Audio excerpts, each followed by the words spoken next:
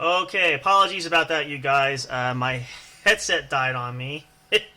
I finally switched back to the wireless version because I thought it'd be more fun there to do that because it's always nice. Unfortunately, I've learned the wireless sets don't. It will be. A second, hang on.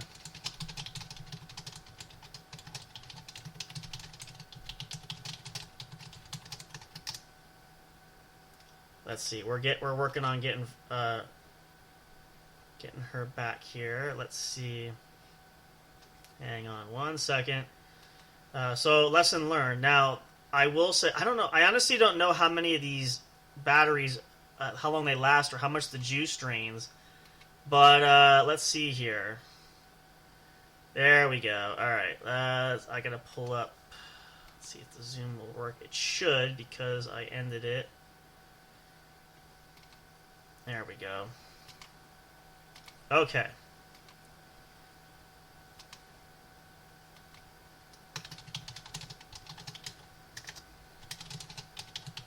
One second.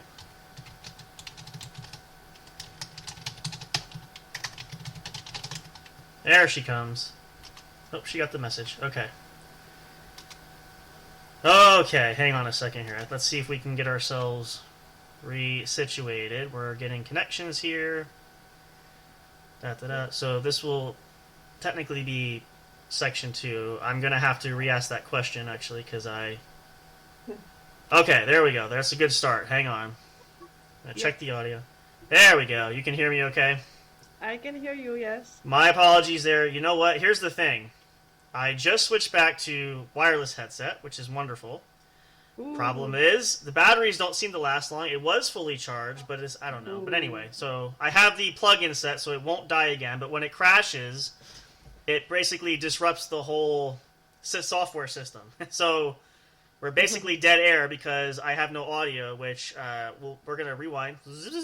So sorry about that, you guys. We did hear the first bit of this here, so let's jump back in here. I was asking, I'll re-ask again because I heard none of your answer. Mm-hmm. How has the move been? You relocated. What's that been like? How's it going for you? Okay, so 2 weeks ago I relocated here, so now I am in part of Phuket called Chalong, which is actually like very famous part of Phuket. This is where all the gyms are, and Okay. there is this street that we call Fitness Street, which is like full of gyms and protein shakes and barbers and like fighters and CrossFit people. Wow. And so I live a little bit away from it. Like it's quite a calm area, but still like not too far. So I picked a gym to join, and then yeah, so I move everything, and so now I'm starting over with a new team and trying to make new friends, and so it's been quite stressful, I imagine. to Just say the least. I would say just probably the moving alone and getting into a new environment, but yet alone having to start over with a lot of stuff doesn't help much, I'm sure either. But Yeah, I think this was my move number 10 in the last 10 years. wow. And it's like move number 5 in Thailand. So Hmm. I You really you hope I don't have to move again soon. Well, I was gonna say you got quite the adventure bug going because you at least Yeah, I mean I don't know I guess you're not the picket fence the homebody where you pick a spot, you live there for 25 years, you like to explore a little more. Is that fair? no, it's not really my choice. It's, Okay. I had to move because like for example, one house they kicked me out because they decided to sell it, or Oh. the other one was like I don't know, it was like not very good for my health, so I had to move to some other place. So I really like hope that I would stay where I was for a Mm-hmm. few years, but yeah, it was I had to find a different gym, and so I had to find a different house as well and like Hmm. relocate. So Wow. yeah, I really hope I can stay here for a while and like don't move. Yeah. But let's see. I'm Yeah. really tired of moving. No, I don't blame you for there. I mean, it's especially when the circumstances are not in your control, and you feel like you're again. It's like the under the microscope feeling because you don't know, Mm, you don't want to live in fear, but you're kind of like walking on eggshells too because if you know that you don't control that fate, then there's always a possibility. But we're gonna obviously hope for the best. Fingers crossed there. But at least it hasn't broken your spirit. You're definitely still in a good mindset, which I'm sure it doesn't take much. It would take a lot to do that, if ever. Um, but how is it though? Like now, when you move, I mean, hmm training is training, but you have a whole new group of people. Like, what is it like when you transition to a new gym or you meet new folks to train with that you haven't trained with before? Like, what is the atmosphere like when you do something like that? Well, so it's like here the gym is most of the people there are like, I don't know, maybe half of the people are Brazilians. Okay. So there is a big Brazilian community, so they speak lots of Portuguese, and Okay. but everyone is very friendly, and there is quite less of women. Mm-hmm. But I mean, it's fine. It's just that everyone is like really friendly. It's just like making friends takes some time. Sure. Um, but in terms of like training, yeah, I guess it's just like I don't really know, So you have people always in the gym who are safe to train with, Sure. or who are like less safe. Mm-hmm. Well, So to I be don't know fair, yet yeah, who it's they fair. are, It's but fair. it's been really good because I feel seen, and Okay. with the coach we have a good relationship, and even Oh, that's before good. I moved here, I was like in touch with him, telling him, oh, so I'm looking for a house now. Okay, I got a house now, so now I gotta move in 1 week and so on. And even before I got here, he messaged me and he was like, so what's your weight class? I will start pitching you for the fights. Mm-hmm. And I was like, oh, this is awesome because I'm not even there yet, and they are Wow. already like taking care of me, which is like great. So I'm really happy I made the move, and Yeah. I'm getting lots of like feedback when I train and Uh huh. corrections. So I always feel like there's someone standing kind of behind me when I Yeah. spar or when I roll, and someone's Sure. telling me like, oh, this is good, this is bad, and I'm not really used to that. So Okay. that's really like I really really appreciate it. Yeah, and for some people, like I know it can be challenging because you don't always like that sort of fact checking, I guess, if you will, because you kind of feel like maybe I know I've heard people say over the course of time training too, like it feels like I'm constantly being not scrutinized, but you sort of just feel like you're just they're just waiting for mistakes to happen. But yet then there's other people that say, you know what, I like that. Now I like that personally. I'm one of these people where I want my teachers or people, other students that maybe know more that can watch me because if I'm making any mistakes, I'd rather know ahead of time so I can correct myself. I don't want to be learning something or doing it wrong and then develop that bad habit. And then I have to really go back and basically reset myself saying, well, this is where I thought I was going with something and I totally was doing it wrong to begin with. So that's a great thing. But it's very hard, though. A lot of people are not built for constructive criticism is the term we want to use there because that's Mm-hmm. typically what they say. Now I do have here's a fun question. I want to get to this before Mm-hmm. we start more into the. It's kind of leading to the kung fu training online there, but Okay. I want to ask this because there's sort of been, and I'm gonna. My teacher's actually a friend of mine, so sometimes he listens to this. So I'm gonna throw him under the bus a little bit just for fun. We're not. So we've had recently in our dojo. There's been a lot of. He's been doing a lot of changes, a lot of trying to update curriculums and trying to make things relevant. So one of the most recent changes we had, which kind of led to not division per se, but it led to some mixed emotions, was the concept of katas. The prearranged forms, training, this and that. To sum it up in short, his philosophy viewpoint is not seeing the relevancy of it because they are prearranged forms. Like it's not realistic because you're Uh-huh. basically just repetitively doing prearranged, almost like dance forms. You're doing the same steps. Like Okay. there's no real life. Like if you are coming to a fight situation, it's not relevant because it's not spontaneous. It's the katas are certain 1 steps through 6. Like there's certain movements that you have to Mm-hmm. follow.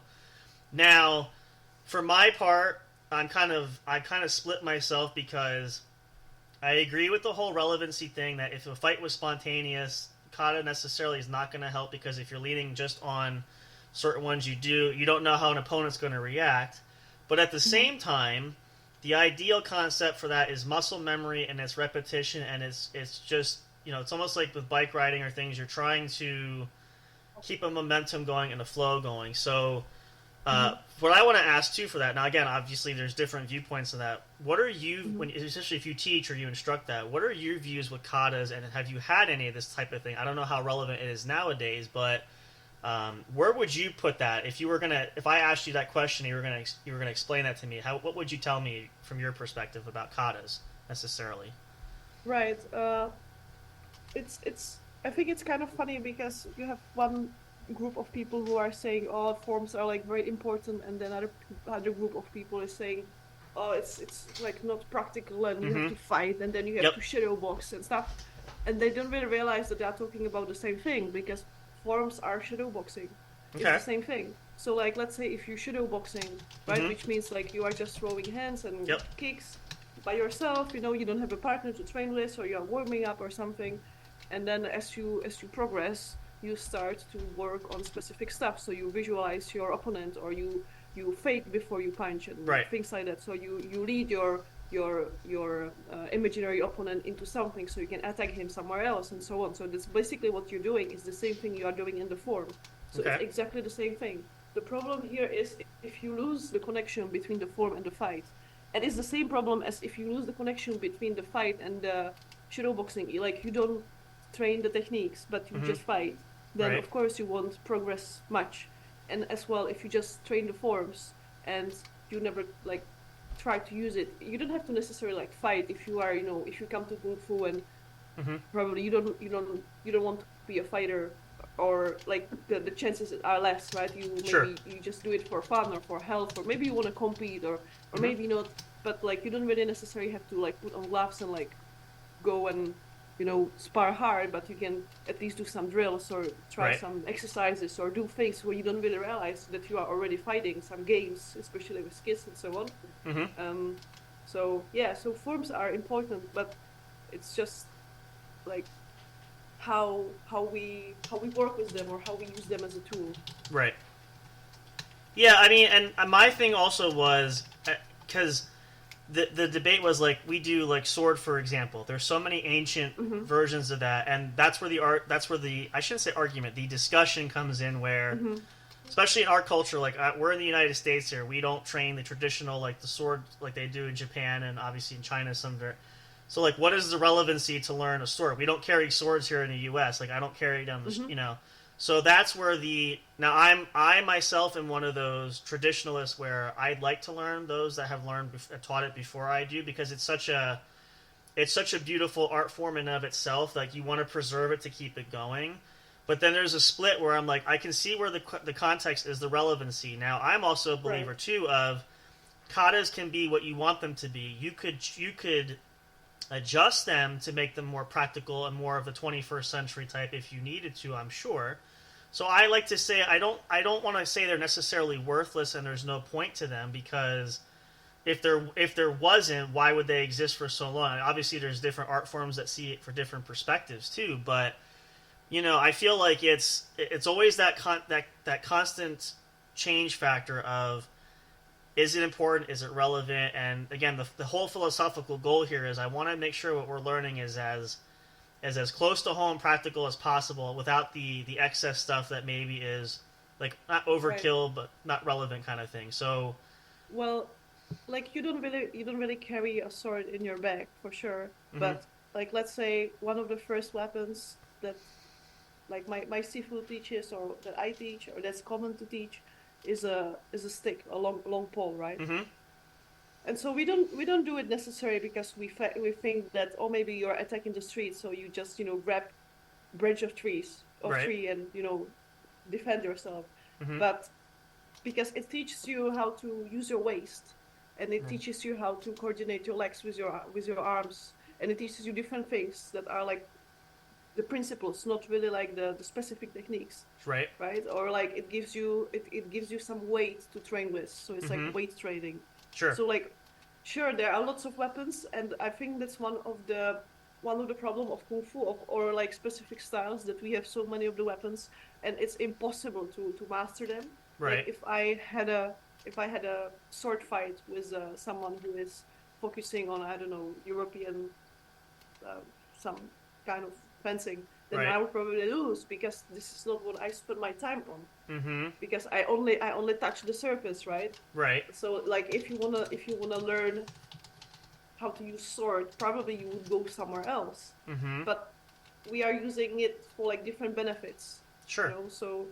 So yeah, so it's the same as the forms. I would definitely not say that forms are outdated or something that is not important anymore. Okay. It's just the way how we use it. Like for me, I would spend much less time that you would think on training the form from the beginning to the end, Okay. because it gives you lots of benefits such Mm-hmm. as the endurance or memory or coordination, Right. but it doesn't really affect much like your explosive power Okay. or your strength and so on, your timing. So then I would work with like parts of the form, or like use it in a different way. So Mm-hmm.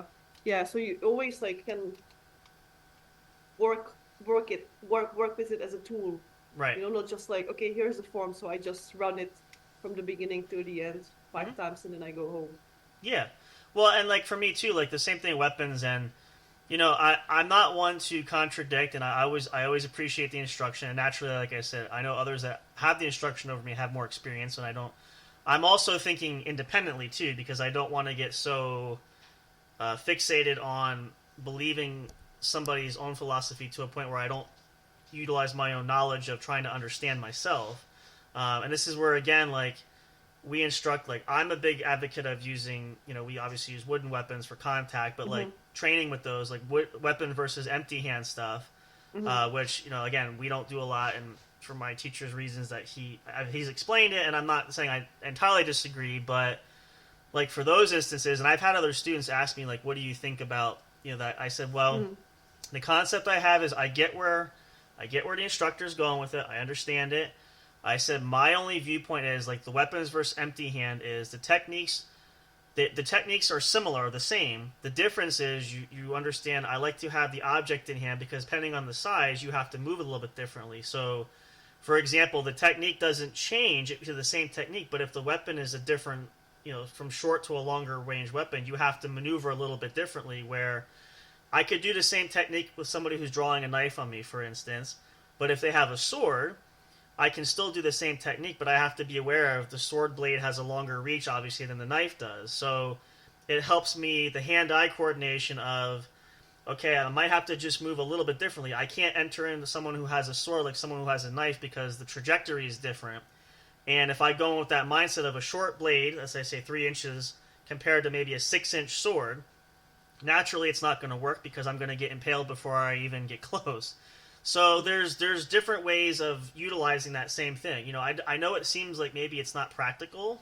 Again, we use that term, but especially and I even say in this day and age, and I've not been to Thailand. I'm not sure what it's like there too, but in our culture in the U.S. too, there's so much violence going on and there's crime, and we don't know people Mm-hmm. when you walk out on the street anymore. Where and you probably see it, like we see in the news a lot of times, people get attacked with the strangest things. Like you don't know who's got what. Mm-hmm. So for me, it's always I'd rather be prepared and at least have the mental muscle to know, like, hey, I don't know what the person has. They reach in the pocket, could be a knife, could be a gun, could be who knows what. Than opposed to not being prepared. So, and again, I expect nobody's going to agree with me entirely. I respect difference of opinion, and everybody has different thoughts there. It's just what I've accumulated from years of doing that. But it's interesting pointing out, and I like to hear the perspective there, so I appreciate that. So, speaking of that, though, because I want to jump in here, this is where this gets interesting. Mm-hmm. So, you started the Kung Fu Academy there. You have online. You offer online courses there. So, tell us a little bit about that journey. What is that about? And especially for listeners who might want to find you, like, what do you offer and what do you do there? Okay, so I have been coaching for um, 10 years, maybe 15 Okay. years. I don't know. I We'll don't say know. 10 years just to play it safe. I like even numbers, so we'll say Wait, 10 years. Okay. I think Oh wait, she wants to be specific. Hold on. I'm It's counting. that's okay. That's why I say you want to be specific. That's perfectly fine. Okay, well then, if we get into the numbers, wait. So how old I am? Well, we're really So getting into that's okay. 25 years of martial arts. Oh my Okay. God! Now I feel really old. That's So okay. yeah, so I see that's like experience. I don't see age. I respect the experience factor. So there you go. 20 or 15 years of coaching. But Okay. so the thing is, I was teaching in Hong Kong. I was teaching like back at home in the Czech Republic too. Okay. And then when I moved to Hong Kong, I had classes and private students there as well, both foreigners and Chinese people, which is kind of funny to learn Chinese kung fu from non-Chinese person. Yeah. And then so I think that's an accomplishment. And then For I sure. actually studied also like martial arts for my PhD. So I run some classes for the Really? university Okay. as well. Yeah, yeah, yeah. Wow. Okay. And so then when I moved here and I became a full-time athlete Mm-hmm. while also having part-time job, Mm-hmm. then I couldn't really like coach in person anymore because I Right. didn't have the time and the energy for that. Because in the Yeah. in the evening I just die every day, you know. Yep. And I'm like, Yep. I'm Yep. I'm Let's be done. honest. Yep. So that's and I really miss coaching. Sure. So that's how I started with the idea of like coaching online. Okay.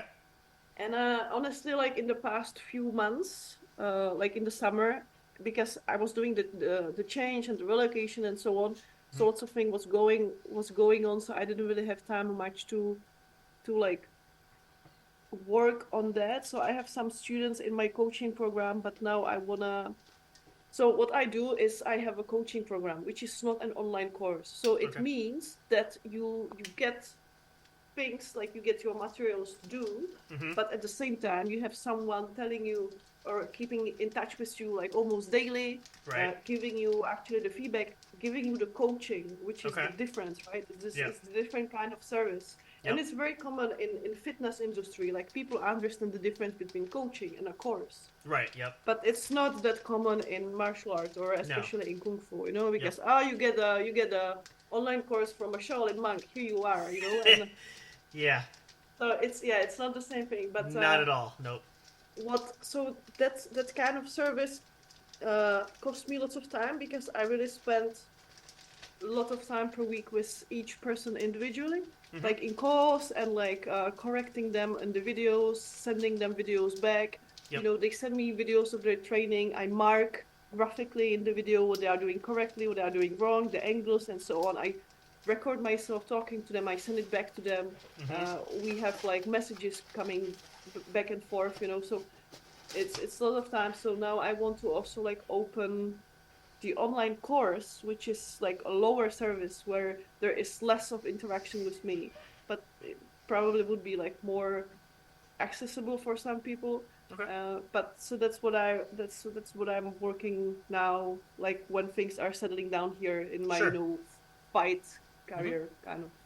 So I'm teaching a Hungar style of kung fu, Okay. and what's specific about it is, or what's special about it is like, so you get the form that you are learning, but you also get some kind of techniques, Okay. and then you have like very specific exercises to train those techniques. Okay. And usually what even if you go in person into the class, what they tell you like, oh, you do this 10 times, you know, or Sure. you do this 50 times, and then I Mm-hmm. come back and I have a look. This is how it's usually taught, right? Yep. And this was never my style of teaching. Okay. So instead I work with like tools, specific tools like elastic bands or little weights or like a number of repetitions, Mm-hmm. reps or sets, or AMRAP kind of Okay. setting, you know, like as many as possible per minute, or like 10 every minute. So there is like some kind of like explosiveness, and then you rest and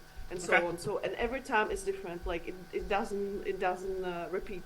So Okay. you have like very specific methods to train Mm-hmm. that is different every time for each of your 2 sessions per week. Okay. And then so that's the kung fu part, the form, the techniques, and then this methods of training that are always like different and unique.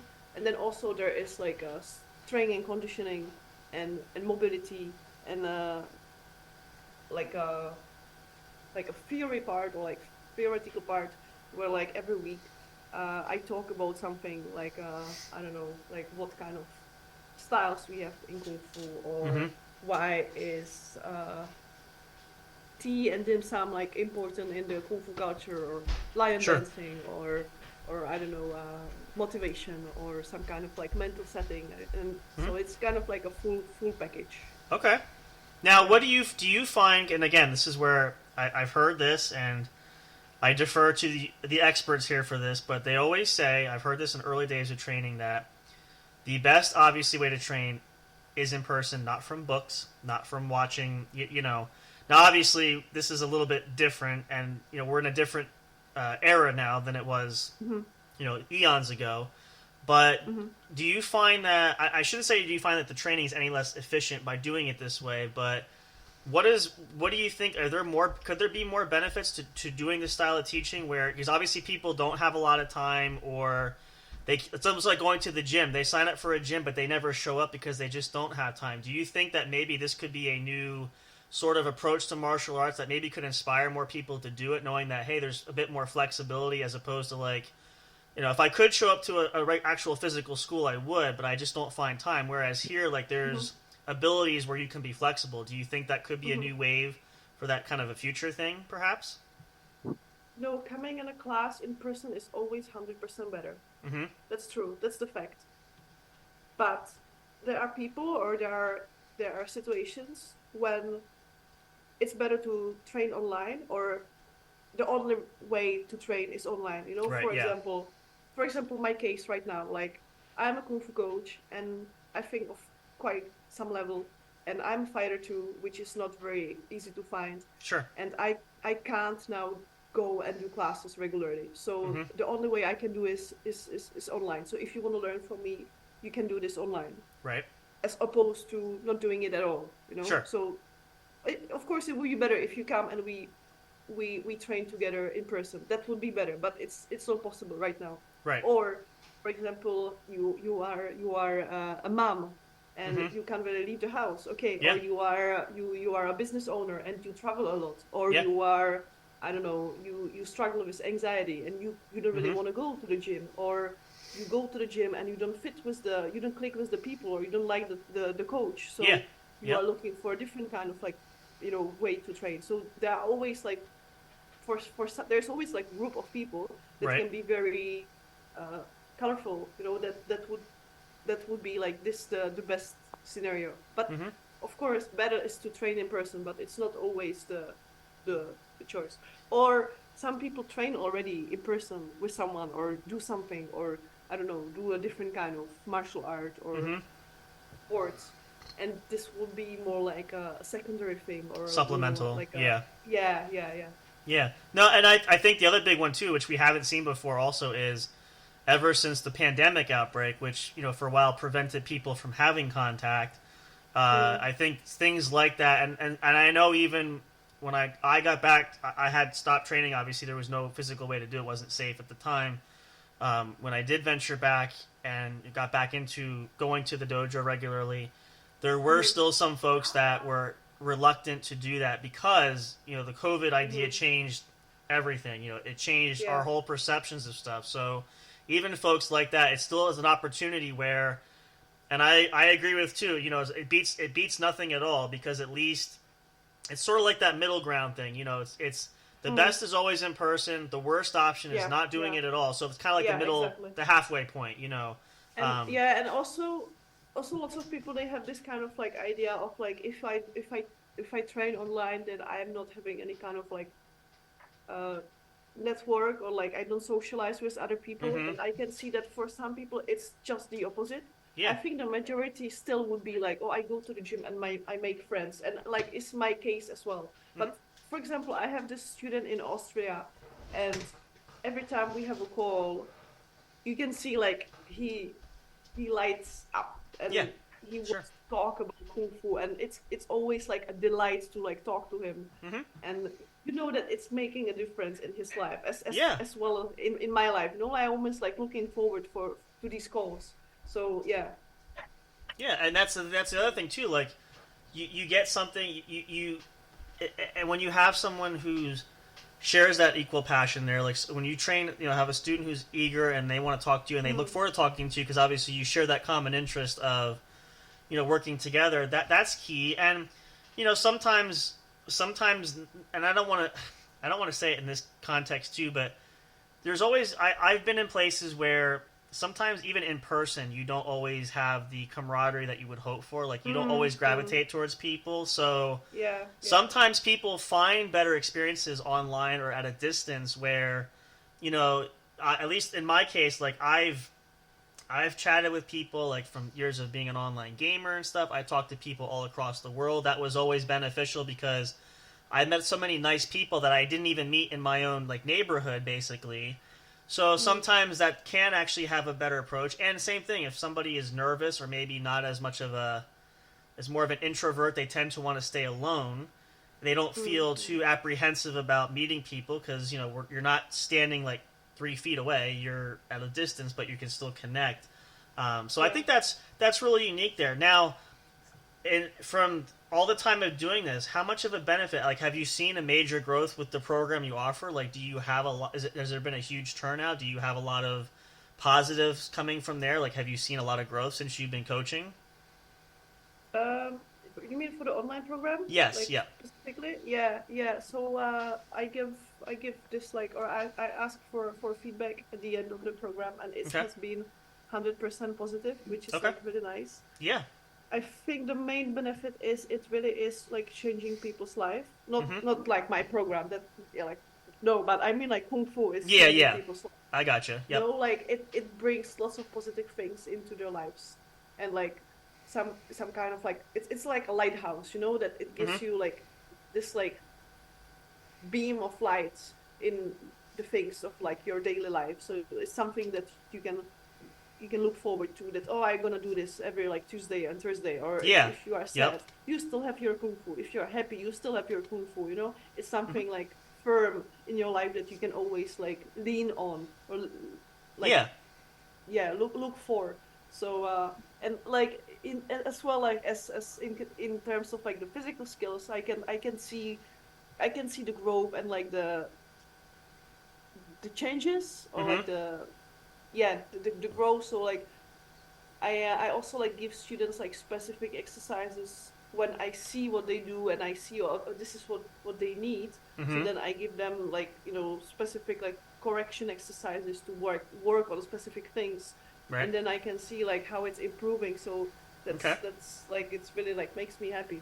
Yeah. No. I mean that's it's not the happy like you necessarily. It's the pat on the back type. It's just you know that you are helping to enrich other people, which ultimately is the goal. As much as Mm, preserving the art itself and trying to inspire future generations. Which, like I said, when I started training, part of my goal was when I got to a certain point. I appreciate the arts, but I also want to make sure I give back where I would love to pass it on and help to inspire mm-hmm. to keep it going. Because a lot of these more classical traditional arts, and this is again another assessment I found, and in my own martial arts circle we talked about it, where a lot of these older classic ancient styles there are just not being taught anymore. Like some of the knowledge and stuff is just starting to disappear because Mm-hmm. Mm-hmm. there's not as much interest. And obviously the grandmasters, those that have studied way back when, it's a new generation. They're not there's nobody left, and there's no students to pass along the knowledge to, or people don't do it. And I for one, I'm like, I hate to see that happen because a lot of these arts have such rich things they can offer. Not just the fighting, the technique, but just the overall culture of it. That it should be learned and it should be shared, but people don't have the interest. And if there's no interest, and if there were no notes or anything written down, like the knowledge just kind of just washes away, like the ocean, like sand into the ocean. So Yeah, yeah. it's really important, but when you have that spark, and I've been there, I've seen people do it. You start off with one idea when you start training, and a lot of people don't understand the concept when they start. They have a specific goal, and myself included too. I started with a certain goal, but the more I did it, and it didn't just become a hobby, or didn't become an extra thing to do. It became part of my life and made me like, it Mm-hmm. became basically me. It helped molded me for Yeah, that. yeah. So I had a deeper appreciation, and I looked at things differently. I wasn't just going to train twice a week, like going to the gym just to show up. Mm-hmm. I was eager, I was ready to go, I wanted to learn something. And even when I was done there, when I went home, and close friends and family will tell you, I've built quite the library of books on the arts to just Mm-hmm. edify my knowledge. I continue to pursue independently myself because I Yeah, always yeah. wanted to keep learning. I didn't want to, as long as I was consciously awake, I wanted to keep understanding and growing with it. So, I think that's important. And everybody obviously doesn't have the same viewpoints, but for those of us that are richly blessed by it, you kind of have that level of appreciation. And naturally, for you who have done it for so many years too, I'm sure have really obviously been enriched because you wouldn't be doing it this long if it didn't matter to you, of course. But I like the concept though. It's a unique program, and I've seen a lot of the stuff that I've obviously seen the website. We have talked previously too about it. It's just so unique to where, and I always tell people when I have the opportunity, I don't want to like I am biased because yes I do train. I've been a martial artist for a long time. I don't want to sound biased, but there really is benefits to training there. It's not just what people Mm. potentially think. It's not just about fighting. It's not Yeah, just yeah. about there's different things that can enrich other aspects of your life too, right? So Mm-hmm. I always encourage people if you have a chance to do it, at least try it once. You don't just write it off if you've never tried it before, because how are you going to know you didn't try it? It might not be for you. It's not for everybody, but you might find benefits to it that you never thought about before. So Yeah. definitely interesting perspective there. But when you start down that journey, and if you're fortunate enough to last, and I hope, let's see, I've been doing this now for 15 years, maybe give or take. So I'm not quite as far along as you've got there. I hope to get there before I'm too old. I plan to do it till I can't walk anymore. We'll put it that way. So, or if somebody unfortunately should hopefully not cripple me, but I'm going to keep going as long as I can move.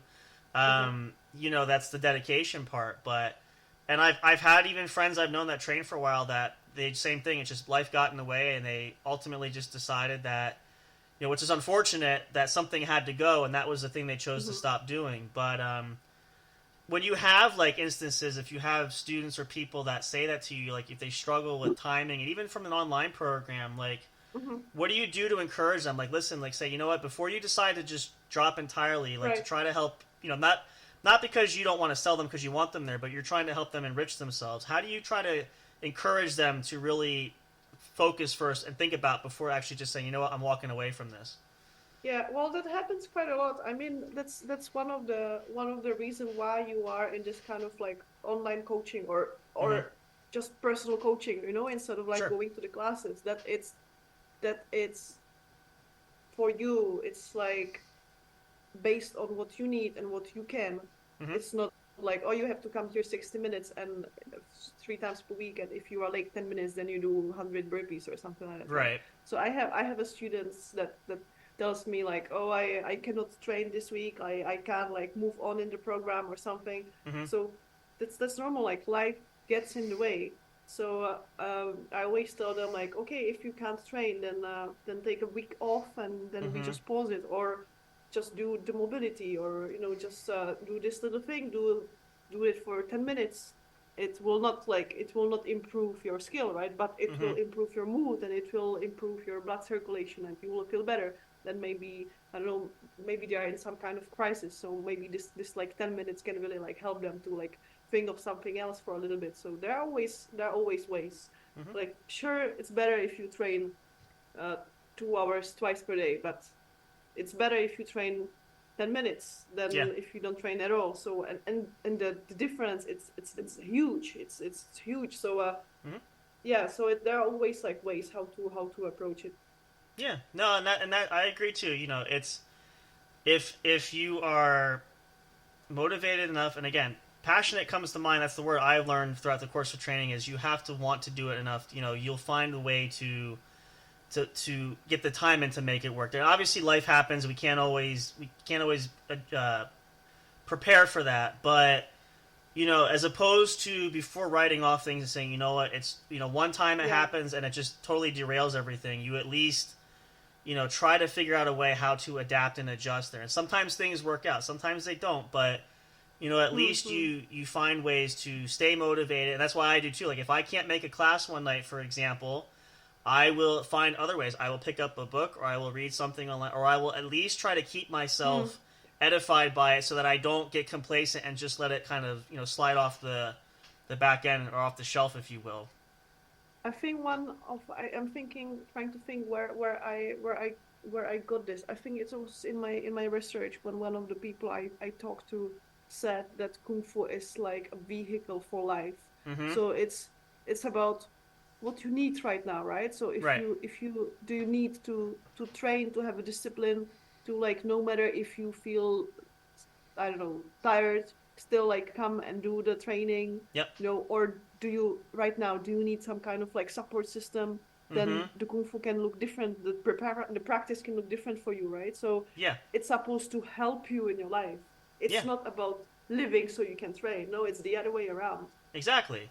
Yeah, no, I agree. I agree entirely, and I think that's why, again, for most people, if you keep that mindset there, again, don't write it off there. Figure out what the issue is, Hmm. what the dilemma possibly is before you make any major decisions. That's very key there. Yeah. We are going to actually pause here briefly because we're going to lose our minute here. We're going to come back. I do want to talk just a little bit yet about your MMA, a little bit in depth. I'm Mm-hmm. kind of curious. Go on that, and then of course, we ready to end soon. We will Mm-hmm. share with folks where they can connect with you if they're interested in training. We're going to share all kinds of the links and everything. We always Mm-hmm. have our little sales pitch, we call it, quote unquote, to talk about. So we'll go do that next, but we'll take a short break there. If you guys need a bathroom break, I know I do. We'll come back for more here and chat. Of course, it's a lovely conversation there. You guys can catch these episodes if you're not here live. It'll be up available soon. We'll be right back, though, for more, and obviously stay put. I will get you back. The link still works. I just have to reset the meeting there, so I will touch base with you off there. But go get yourselves a snack, you guys. If you want, get yourself a notebook and a pad and pencil, paper. You can write things down. Again, at the end, we're going to share how to connect and get you directed to. If you want to do some online training, some kung fu training, we can get you the links for that as well. But we hope you guys are enjoying this. We always love having a chance to chat with special guests there. It's always a privilege, and we enjoy that very much. And we hope you guys do as well. And hopefully this is some great entertainment for your Saturday night. So stick around for more. Stay tuned. We got plenty to cover yet. When we come back here, this is the What's Up Bro podcast show, if you've forgotten, which hopefully you didn't. Brought to you by the one and only J&J Production Studios, your one true home for entertainment. We will be right back for more right after this break. Stay tuned. You don't want to miss what's coming up next.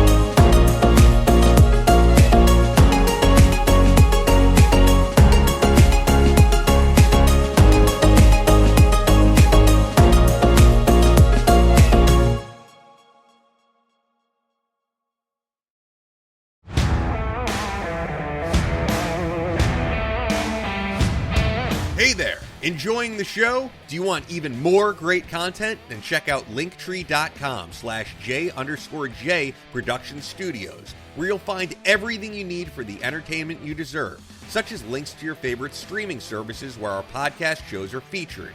Find and connect with us on your favorite social media and live streaming platforms. The official studio channel on YouTube. Like and subscribe today.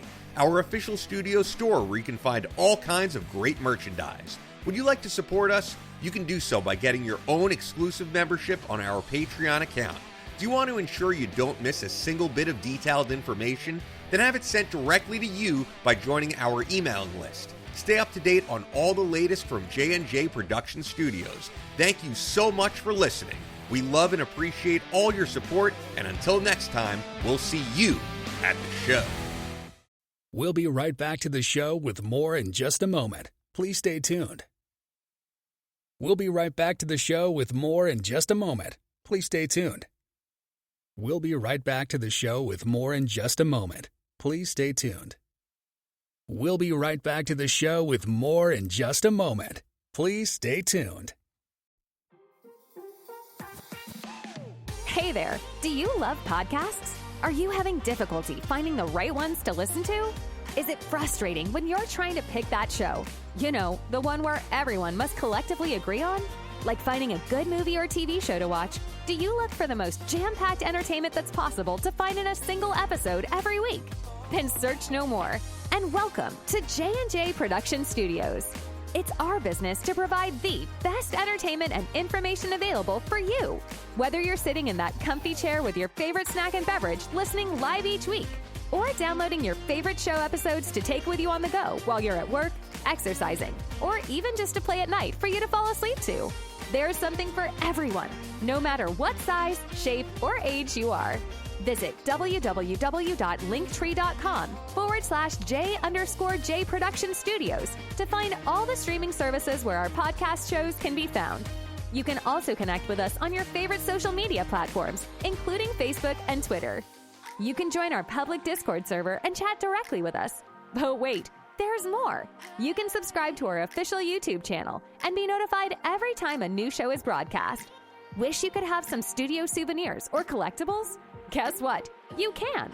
Visit the official store where you can purchase items featuring your favorite podcast and show hosts. Would you like to help support us? You can do that by getting your very own exclusive membership on our Patreon account. All proceeds go to help us upgrade our shows, which will only enhance the entertainment provided to you. Thank you so much. We're excited to have you as an audience. Your love and support are always appreciated. We'll see you soon.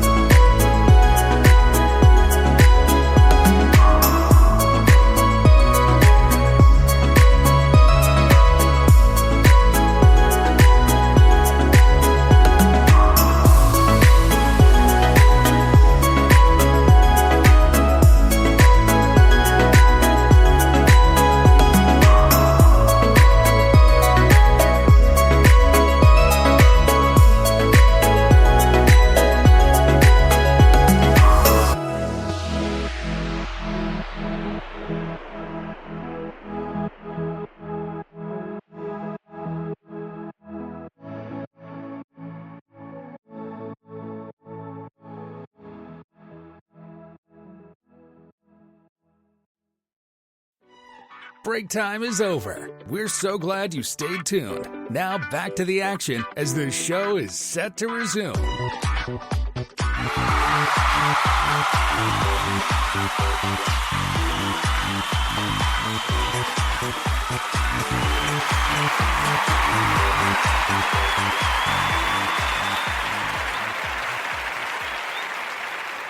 All right, welcome back, guys. Thanks so much for hanging out there. If you're just tuning in, welcome. This is the What's Up Bro podcast show, brought to you, of course, by the one and only J&J Production Studios, your one true home for entertainment.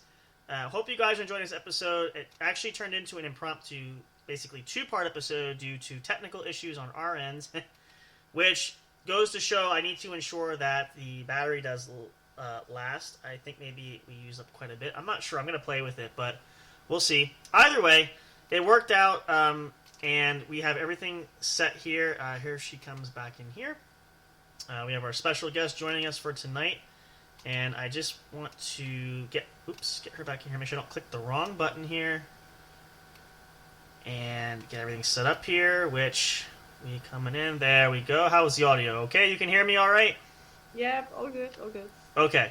Now, I know I have a short-term memory, so forgive me. I have to get practice this. Remind me how we say your name again now? Verca. Verca. Okay. I make sure I get that right, because I don't want to mispronounce. Like I said, that's okay. I have Polish descent, but I grew up in an American, so English was, obviously the... and we're very particular about English spelling and grammar there, so we will get it right. So thank you for that. We're glad to have Verca here with us. We are talking about all kinds of fun things. We're going to share at the end. She did share some links, which we're going to share with you guys if you're interested for the Kung Fu Academy there for her, where you can do some online courses. We got some fun things there where you can connect with Verca. We'll share that in a bit. But I want to just bounce back here because we touched on this, but I'm curious because I want to sort of come into our last bit of stretch here. I want to talk a little bit more about your I guess you could say your fairly newest endeavor on the MMA front there, because now, you mentioned that you do more amateur fighting. So now, again, I'm still understanding the vernacular for that. So when you say amateur, now does that mean, what do they call the, are you considered in rank fighting, or is that something that's a little bit different? Again, I'm still trying to understand the specifics because people have tried to explain this to me. So I'm not go ahead. So I'm a pro fighter. Okay. In MMA and Muay Thai. Mm-hmm. I actually haven't any amateur fights in Muay Thai. I went straight into pro. Okay. And then in MMA, I had my debut in June. So the difference between amateur and professional fighting is you have different rule set. Okay. It's always based on the promotion you are fighting at, but usually it means like if you are amateur, you cannot use your elbows, you cannot knee in the head. There are specific submissions you cannot do, like a heel hook, so to protect like people's knees and so on. Wow. The time of the round is shorter. It's usually 3 minutes, but not 5 minutes as in the pro fights. It's not fun. No. Also, of course, you have shin guards. Oh, okay. Your gloves are much puffier. The MMA, the pro gloves are like very thin. So I was going to say that's so basically you're that's more of a softer. I'm kidding. It's not the bare fisticuffs. Yeah, I know I have some styles of the very thin gloves. So it's much different than say you're more in between the pro level MMA glove to a boxing glove, which is full protection. You're sort of halfway in between. There's more padding, so it's not as close to bare as like say the professional level where you're. I wouldn't say you're technically white knuckling it, but the padding is still there. But of course, there's levels of, but even the rules too. Like that's interesting. I mean, to have like the shin guards and stuff. Like you're not having. I never think of it that way. And again, I'm used to all kinds of the brawling for that. I know it can get pretty bloody in some cases, and it gets really intense, which I've not done personally. I've seen it, which again, I respect those who do it because obviously it's a challenging thing.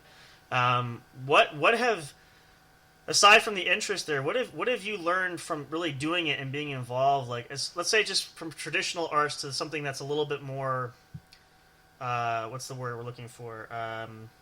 Contemporary, I guess. It's mixture of different things. But what have you found in your experience with doing MMA compared to your background for traditional arts like Kung Fu that you've trained in, like what is something maybe you learned that's better, that you like more, or just understanding a different approach to say, doing things? Um, well, real fight is chaotic and ugly. Mm-hmm. And like in traditional martial arts, we always think like, oh, if he does this, then I do this. If they Yep. do this, I do this, right? And it Counteracting. doesn't Yep. work like that. Yep. It's ugly, and you don't know where is left and right, and Yeah. it's lots of stress, and it's very chaotic.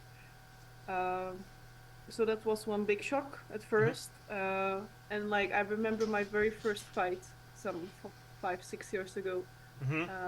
and I was like really disappointed and angry at myself that I didn't have any control over what's happening.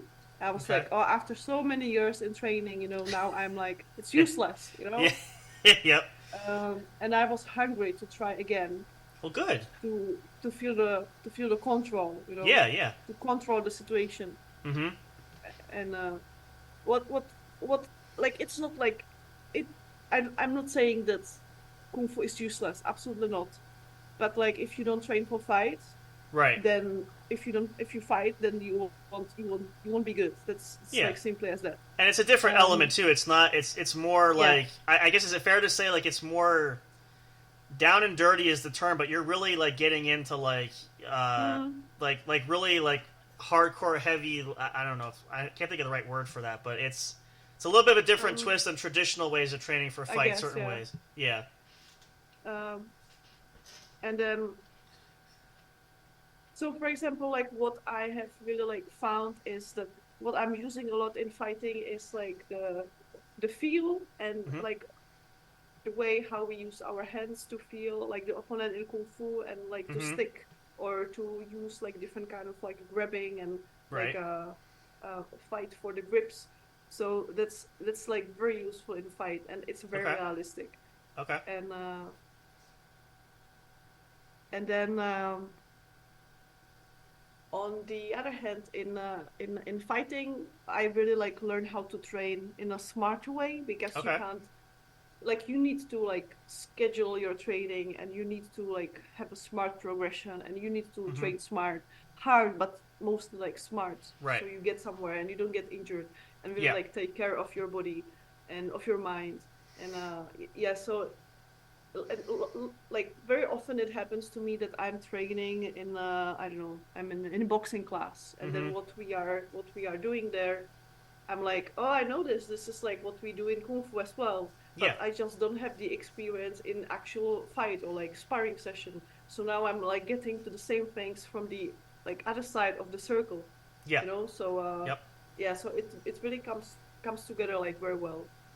Well, it's interesting. That's a great point. And I know now. Again, I've trained, obviously not MMA style, but I know well enough that I hear the concept that people have misconception that here, let's just say, here's two guys that just get into the octagon and they just beat each other senseless.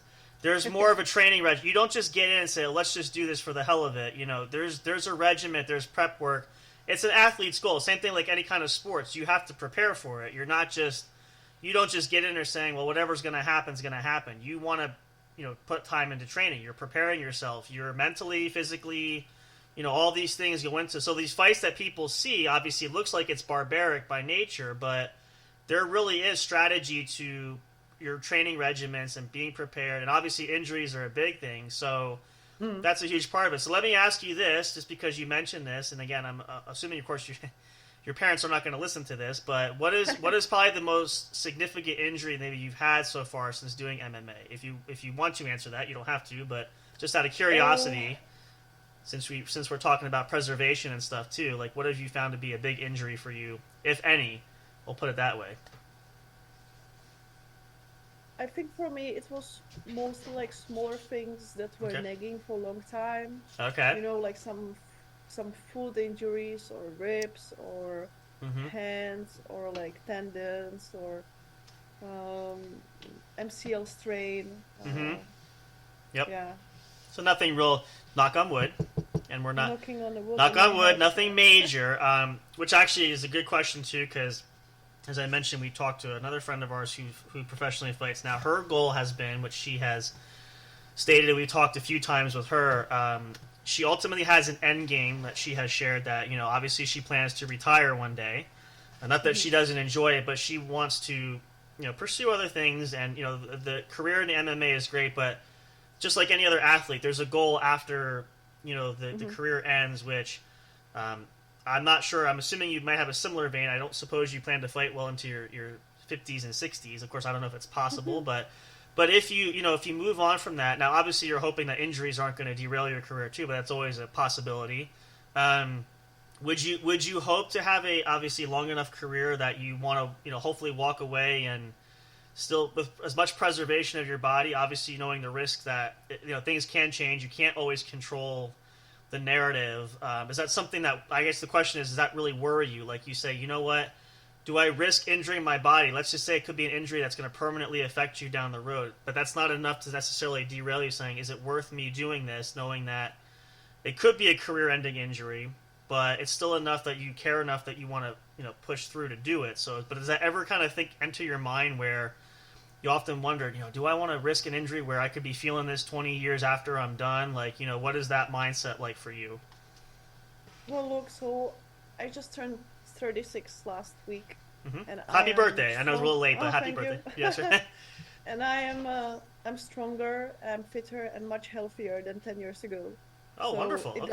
It doesn't really it doesn't bother me. Like, I know there will be injuries. I know that I may be stay away from fighting for maybe a few months or maybe a few years, or maybe I would come back. It's possible, but it's not like that I would think, oh, maybe I will die. Yeah. Like, of course, every time I walk to the cage, my system shouts at me. My brain shouts like, "Oh, you're gonna die!" But that's like normal, and sure. So yeah, I don't. Yeah, I'm not really thinking of any injuries as putting me out of the sport or the training.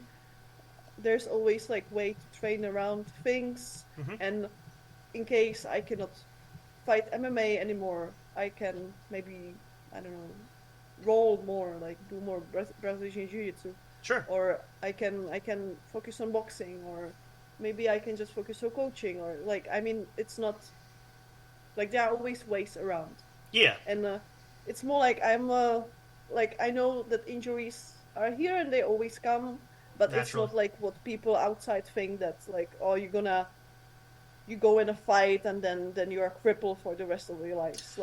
Knock on the wood, sometimes it happens, but it can happen in any other sport, or just walking on the street. Well, yeah. So the for fact sure. that we are actually training for this, and we are spending the time lifting the weights and getting our body stronger, right, to prevent anything like this happen, is actually making the chance much smaller than average people. So it's not like I'm in higher risk. I'm actually not in higher risk. Oh, good. Yeah, that's good, and it's the same thing.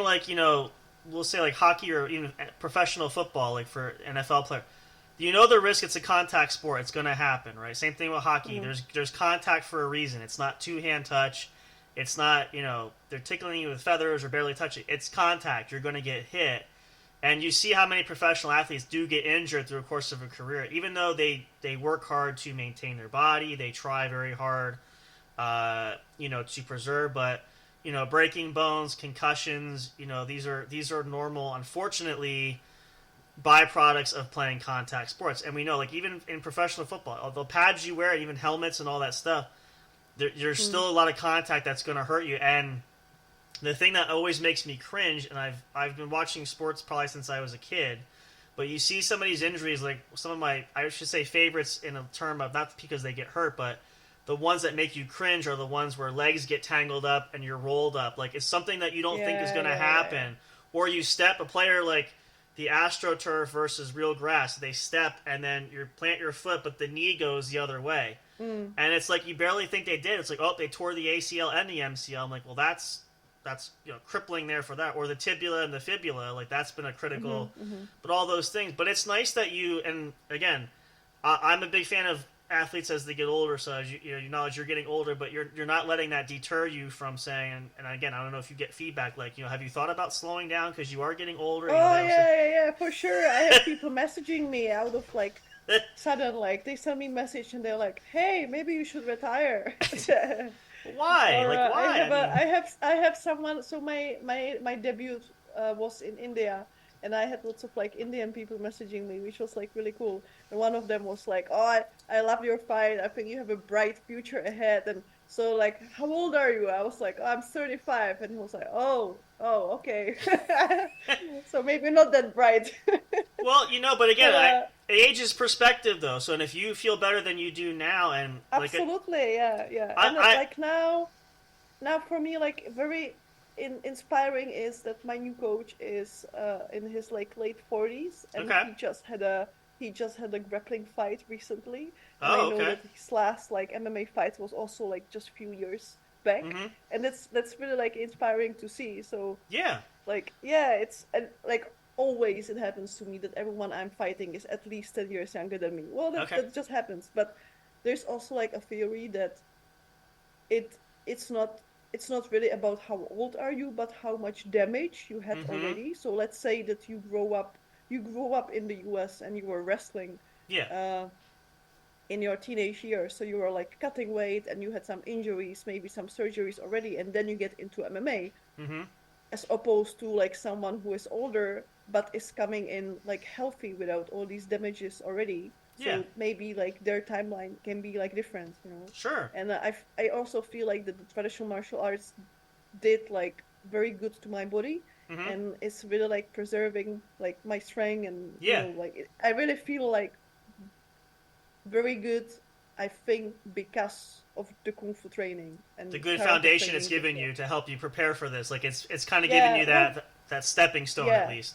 Because the traditional martial arts is supposed to make you healthy, right? That's the goal. That's the goal. Yep. Then that's the professional sport. It's not supposed to make you healthy. Yes, it's the opposite. So you try to train in smart ways, so you don't get like less healthy, right? But like, so what I have been doing my whole life until now was like trying to get healthy, actually, like, or get stronger, or get like, just like have a good health of my body. So, and here I am now. Yeah. No, it's wonderful. See, and like for me too, I'm a big fan of. I know they say like in traditional sports, it's a young man's game or a young woman's game, if you will. That's just because naturally most pro athletes, they come right out of college. They're 21, 22 years old, so naturally they're still young and they're. But I'm like, the older athletes can do it too. But the problem is the conditioning factor, like we said. Now, not everybody can do it, but just as the prime example there, at the height of career, and I know some of these players are modeling this, but you see guys like the Tom Brady's here who are like, you know what? And they ask them all the time, are you going to retire? You're pushing 40. Like, no, I want to keep going. I feel good enough I could go into my 40s yet, And I mean, he trained religiously, obviously, and took really good care of his body with very minimal injuries. Same formula there, playing a contact sport even, and even the last year playing, like, and he got better as he got older. I don't know how that works, but he even said, I feel better than I did. I feel better now approaching 40 than I did at 25. And I know one year particularly said, most people don't think about this, but he said part of my regimen was I expect to get hit by 25-year-old linebacker at like 300 pounds. So I put on a little bit more weight to anticipate getting hit. Like I'm thinking the physics of it. And I'm like, that's really interesting because a lot of times these guys, you don't think about that. So if you're willing to dedicate that, and you see now there's still some athletes who are older that are still doing it. Now again, everybody's career is different. Then of course you get these guys like the Tuas here who now suffering a third concussion in the last 3 years, and right away they're saying, well, is this going to do it for you?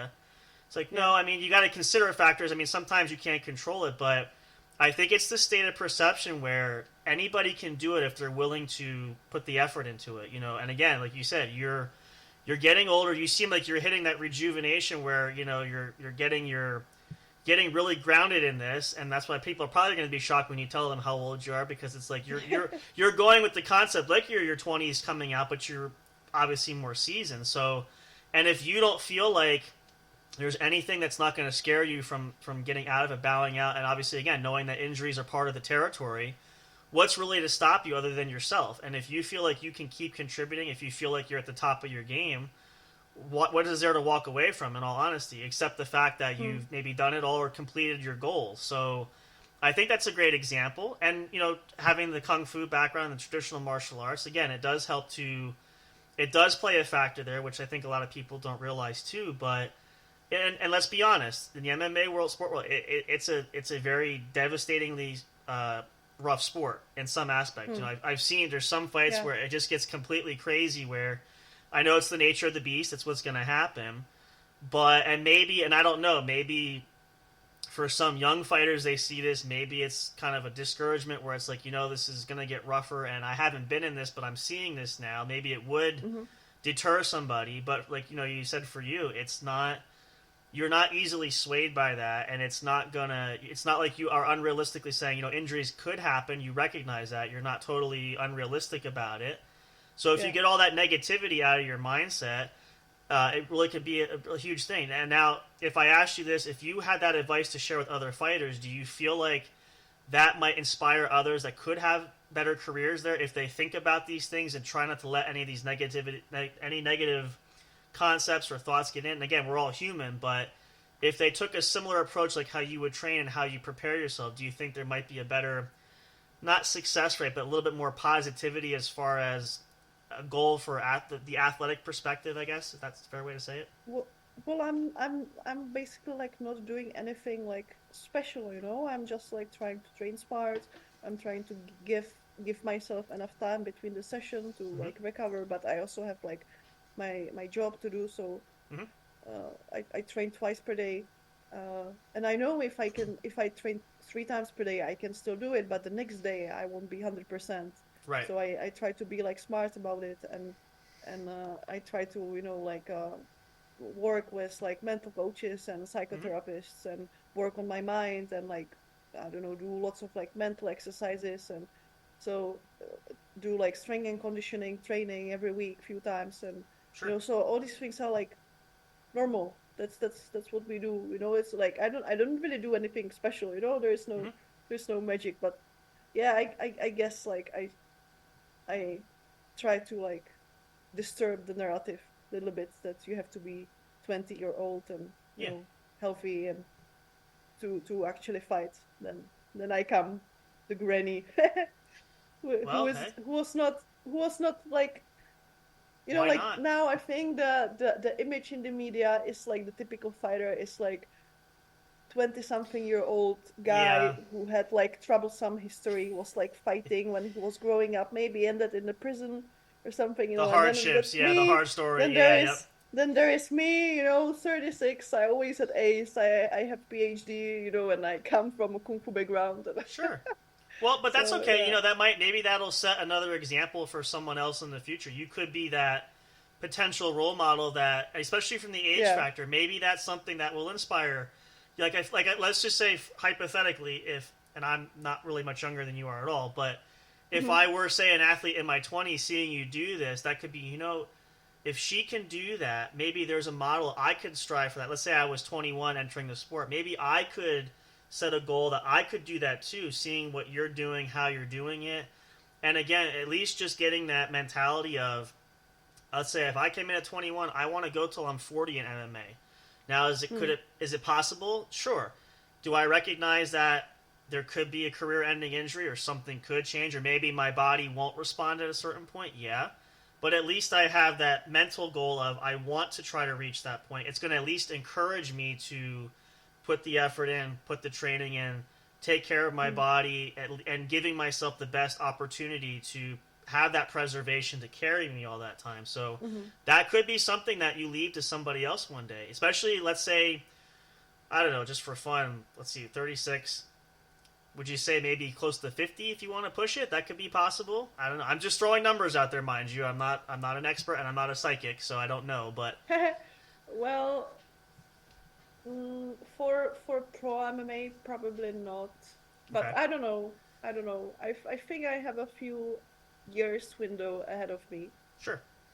And let's see what happens and what stops me. That's true. Yeah. Well, we're gonna hope that it's nothing, but we do know time does catch everybody. But hopefully, if you are as dedicated as you are for your preservation, that it will be a long and hopefully prosperous career for you, as much as you want to make of it. And that's entirely up to you, naturally, because that is your journey, which we look forward to viewing that. But no, a lot of great stuff there. We appreciate the insights, and we're hoping for you guys listening to this too, that whatever your journey is there, that's, again, all of the folks that we talk to, we like to have them share personal experiences, because it's trying to just give you opportunities to hear, like, there's different theories, philosophies. We've had, of course, other fighters on here. We've had musicians talk about things. There's different areas, but the core concept is the same, that, it's your own journey, your experiences. It's what you make of the life that you have for yourself. And there's going to be negativity too at times. Nobody's ever going to have everything perfect, but at least you can see that it is possible. Like for Verca's story there, obviously for you, that, especially from the traveling, and again, just from that alone, it has got me like, that's impressive of, picking up and chasing the dreams that you had, and you weren't even thinking about the negativity of, is it even going to be worth it? Can I do it? Will I make it? Is it gonna produce anything? These are obviously natural questions there. You went by the chance of, hey, I'm passionate about it, I'm dedicated, I want to do it, and well, here you are. And again, moving again for as quickly as you did. Mm-hmm. So hopefully that trend will continue.